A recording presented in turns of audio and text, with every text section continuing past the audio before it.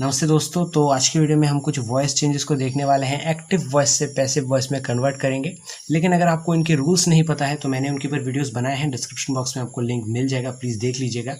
तो मैं ये सोच के चलता हूँ कि आपको पता होगा रूल्स। तो पहला क्वेश्चन देखते हैं। ही रैंग द बेल, यानी कि उसने घंटी बजाई। पहला काम हमारा क्या है, टेंस को समझना है। रैंग देखिए पास्ट फॉर्म किया हुआ है, यानी कि पास्ट इंडेफिनिट टेंस है।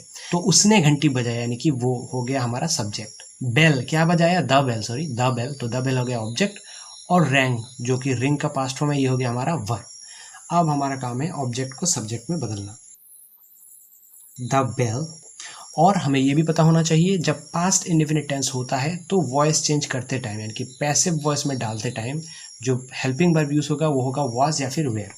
तो यहाँ पे हम वाज यूज करेंगे, जिसका कारण ये है कि द बेल जो है वो एक सिंगुलर नंबर है। तो द बेल वाज और रैंग का पास्ट पार्टिसिपल फॉर्म, तो रिंग रैंग रंग, तो द बेल वाज रंग। और फिर एक बाई डालते हैं हम और ही हो जाता है हिम। तो ही रैंग द बेल, उसने घंटी बजाई थी। द बेल वॉज रंग बाय हिम, उसके द्वारा घंटी बजाया गया था। नेक्स्ट है the boy has killed a snake. तो हैज देखकर ही आपको पता चल गया होगा कि ये क्या है, ये एक प्रेजेंट परफेक्ट टेंस है। तो ये लड़के ने क्या किया, एक सांप को मारा था।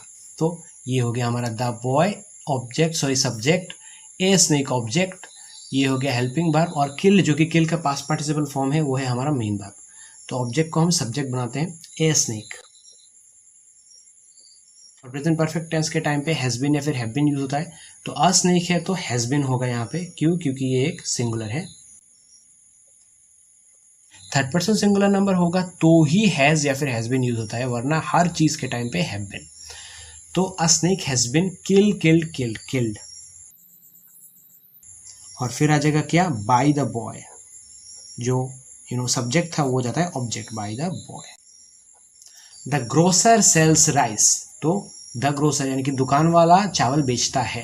तो the grocer subject, rice object, और सेल यानी कि हमारा क्या हो जाएगा यहाँ पे मेन भाग। तो राइस हो जाएगा यहाँ पे सब्जेक्ट, तो राइस। और सेल्स देखिए एस लगा हुआ है, कोई हेल्पिंग वर्ब नहीं है, यानी कि प्रेजेंट इंडेफिनिट टेंस है। तो प्रेजेंट इंडेफिनिट टेंस के टाइम पे हम इज या फिर आर यूज करते हैं। और राइस जो है एक सिंगुलर है, इसलिए राइस इज। और sell sold sold, past participle form sell का होता है सोल्ड, तो सोल्ड। और फिर एक बाय यूज करेंगे, और बाय द ग्रोसर। तो दुकान वाला चावल बेचता है, चावल दुकान वाले के द्वारा बेचा जाता है। फोर्थ नंबर देखिए, एक क्वेश्चन है, who gave you the news. तो अगेन क्वेश्चन देख के आपको घबराना नहीं है, अपने नियमों का पालन करना है। हु ये है हमारा सब्जेक्ट, द न्यूज ऑब्जेक्ट, ये यू का यूज मैं बताऊंगा आपको, और ये गिव का गिव हो गया है, ये हमारा भाग। तो सबसे पहले मीनिंग समझने का ट्राई कीजिए। ऐसे जो अनकन्वेंशनल क्वेश्चंस होते हैं ना वॉइस के, प्लीज नोट कीजिए इस बात को, मैं बहुत ही इंपॉर्टेंट है बोलने वाला हूँ। जब कोई भी अनकन्वेंशनल इस तरीके के होते हैं क्वेश्चन, तो सबसे पहले आपको मीनिंग देखना है। Who gave you the news, किसने आपको ये न्यूज दिया था। तो अपने लैंग्वेज में इसको कन्वर्ट करिए पैसिव वॉइस में, किसने आपको ये न्यूज दिया था, किसके द्वारा आपको ये न्यूज दिया गया था, या फिर ये न्यूज किसके द्वारा आपको दिया गया था। तो ये न्यूज आता है ना पहले, तो पहले हम ऑब्जेक्ट को सब्जेक्ट में डालते हैं, जैसे कि हम रेगुलरली करते हैं। तो द न्यूज, तो कैसे हम बोल रहे थे, ये न्यूज किसके द्वारा, the news was given. Give है पास्ट इंडेफिनिट, तो यहाँ पे क्या हो गया हमारा वॉज लगा, क्योंकि ये एक singular. The news was given bye, who हो जाएगा होम, टू यू लास्ट में लगेगा। अभी देखिए, अभी क्वेश्चन मार्क तो ऑब्वियसली आप देंगे ही। अब आप देखिए इसको, मीनिंग को मैच कीजिए। Who gave you the news, ये न्यूज आपको किसने दिया था। The news was given by whom to you, यानी कि ये न्यूज किसके द्वारा आपको दिया गया था, तो हो गया कन्वर्जन। और एक और इंपॉर्टेंट चीज, इसके अलावा आप ऐसे भी लिख सकते हैं, देखिए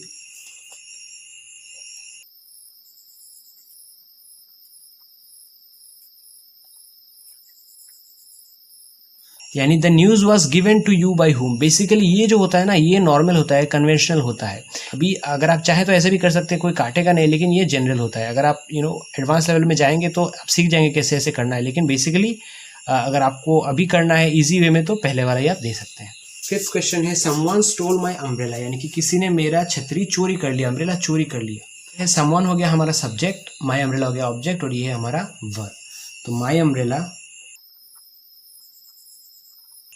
और पास्ट इंडेफिनिट है तो वाज लगेगा, सिंगुलर भी है इसलिए वाज। अगर वेयर तभी लगता है जब यहाँ पे कोई प्लूरल होता है। तो my umbrella was steal stole stolen by someone.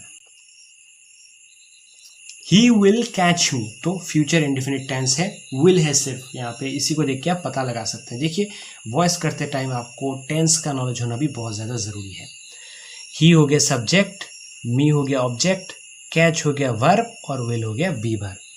तो मी हो जाता है आई और विल हो जाता है विल बी, यानी कि फ्यूचर इंडेफिनिट है तो विल हो जाएगा will be, I will be. और catch caught caught, CAUGHT caught by, he हो जाएगा हिम।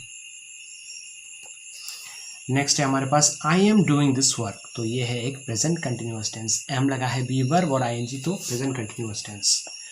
तो ये हो जाएगा, यहाँ पे देखिए दिस वर्क हो जाएगा ऑब्जेक्ट, आई हो जाएगा सब्जेक्ट, ये हमारा वर्ब, ये हमारा बी वर्ब, तो दिस वर्क। तो आई होप आपको याद होगा कि अगर पास्ट कंटिन्यूअस हो या फिर प्रेजेंट कंटिन्यूअस हो, एक बीइंग जरूर लगता है पैसिव वॉइस करते टाइम। तो दिस वर्क इज बीइंग होगा, यहाँ पे इसके बाद बीइंग लगा, द वर्क इज बीइंग और डू डिड डन हो जाएगा, डन, आई हो जाएगा me. I am doing this work is being done by me. Next है my grandmother is telling a story to my brother, तो मेरी grand mother जो है मेरे ब्रदर को स्टोरी सुना रही हैं। तो अगर इसका मीनिंग देखें तो मेरी ग्रैंड मदर के द्वारा मेरे भाई को स्टोरी सुनाया जा रहा है। My grand mother subject, my brother यहाँ पे ऑब्जेक्ट और ए स्टोरी भी आप यहाँ पे ऑब्जेक्ट ही कह सकते हैं, और टेल हो जाएगा यहाँ पे हमारा क्या, वर्ब और वी वर्ब। तो माई ब्रदर पहले आएगा, देखिए यहाँ पे सिंगुलर है तो माई ब्रदर इज, और देखिए प्रेजेंट कंटिन्यूअस टेंस भी है क्योंकि इज है और ING है। तो यहाँ पे क्या होगा, मैंने बताया था थोड़ी देर पहले, बीइंग लगता है। तो the my brother is being told a story, tell हो जाएगा, यहाँ पे देखिए टेल हो जाएगा टोल्ड, तो told a story by my grand mother. अगर आपको कंफ्यूजन लग रहा है कि ये ऑब्जेक्ट ये है या ये है, सिंपली मीनिंग समझने का ट्राई कीजिए। माई brother is being told story, मेरे भाई को एक स्टोरी सुनाया जा रहा है मेरी ग्रैंड मदर के द्वारा। अगर आप ऐसे लिखते हैं माई brother is being told my grand mother by story, तो कोई सेंस ही नहीं बनता यार। तो एक्चुअली आई एम सॉरी, मैं यहाँ पे आपको अगर नहीं बोलूँ कि ये ऑब्जेक्ट है तो सही होगा, ज़रूरत नहीं है इसको एज्यूम करने की एज सब्जेक्ट। आप सिंपली मीनिंग समझने का ट्राई कीजिए, ये मैं आपको बेस्ट चीज़ बता सकता हूँ यार, बेस्ट चीज़। कोई भी ओवर कॉम्प्लिकेट करने का ज़रूरत नहीं है। जब भी कन्फ्यूजन हो कि ये सब्जेक्ट है ये ऑब्जेक्ट है क्या है समझ नहीं आ रहा, सिंपली मीनिंग समझने का ट्राई कीजिए। 9th नंबर है ही laughed at the old man. देखिए यहाँ पे ओल्ड मैन है हमारा ऑब्जेक्ट, ही है हमारा सब्जेक्ट, लाफ्ड एट, यहाँ पे लाफ ही होता है, लाफ लाफ लाफ मेन भाव, यहाँ पे एट है तो इसको साथ में रखेंगे। तो the old man, sorry the old man actually, तो पहले हम लिखेंगे द ओल्ड मैन, यानी कि वो ऑब्जेक्ट है हमारा सब्जेक्ट हो जाएगा। और देखिए लाफ लाफ्ड है यहाँ पे, यानी कि पास्ट इंडेफिनिट टेंस है, तो हम इसे कर देते हैं past participle, laughed laughed laughed, same ही रहेगा एक्चुअली। तो द ओल्ड मैन वॉज होगा, क्योंकि present indefinite, sorry past indefinite पे हम यही यूज़ करते हैं। तो the old man was laughed at भी हम साथ में ही लगाएंगे, प्लीज़ इसको ध्यान रखिएगा। The old man was laughed eight by him. और ये आखिर वाला तो सिंपल है, आई नो दिस मैन, ये हो गया हमारा ऑब्जेक्ट सब्जेक्ट वर्ब। तो दिस मैन इंडेफिनिट है तो इज लगेगा, this man is know knew known by me या फिर to me, by me, this known is known by me या फिर टू मी भी आप दे सकते हैं। तो ये हो गया हमारे 10 जो मैंने सॉल्व किए थे। कोई भी अगर डाउट और कंफ्यूजन है तो मुझे प्लीज़ कमेंट सेक्शन में पूछिए, और आपको दूसरे कॉन्सेप्ट ग्रामर के वीडियोस चाहिए वो मुझे बताइए। तो thank you so much for watching guys.